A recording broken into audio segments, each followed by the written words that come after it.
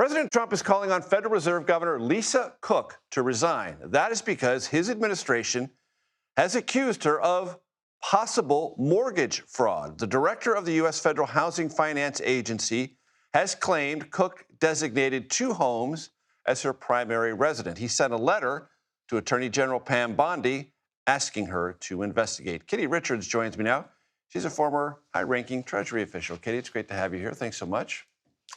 Thanks for having me. So what did we learn from this accusation, and does it feel like it is a serious accusation or more like the vice-like grip of political pressure the administration is trying to apply to Federal Reserve deliberations about interest rates?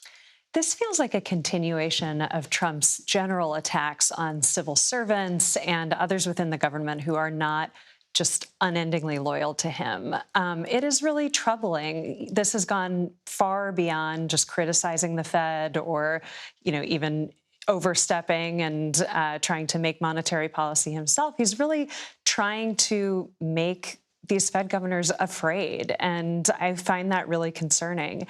I'm also not sure that all of this pressure on the Fed is going to have the result that Donald Trump wants. It seems like he's trying to distract from some of the really negative economic news we're getting, but undermining the Fed's credibility and their ability to make monetary policy, undermining trust in the Fed could actually make it more difficult for interest rates to come down, more difficult for them to manage the economy, and cause problems in the markets for Donald Trump.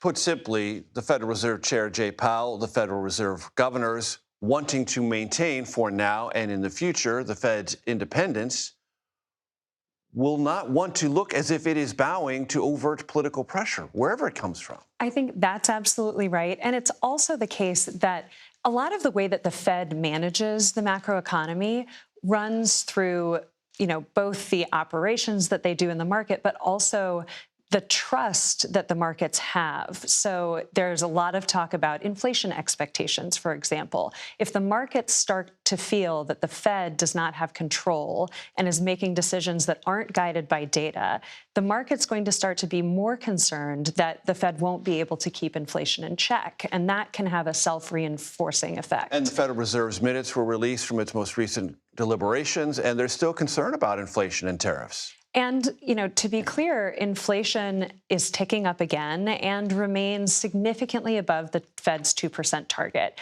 The Fed this week confirmed that they're not planning to change the 2% inflation target. So when we see CPI coming in at 2.7%, when we see core CPI picking up, when we see the costs facing producers rising, consumer confidence falling, these are things that the Fed is going to be concerned about. And is it your interpretation of what happened today that if the Fed had already lowered rates, nobody's bank mortgage statements or assessments or representations would be under a Trumpian microscope? I think that this administration seems pretty bent on having loyalists in positions of power.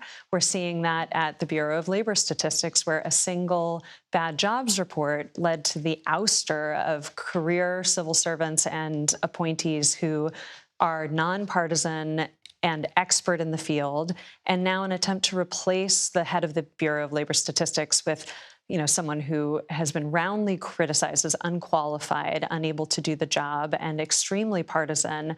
I'm not sure that there's much that the Fed could do to stave off these kinds of attacks.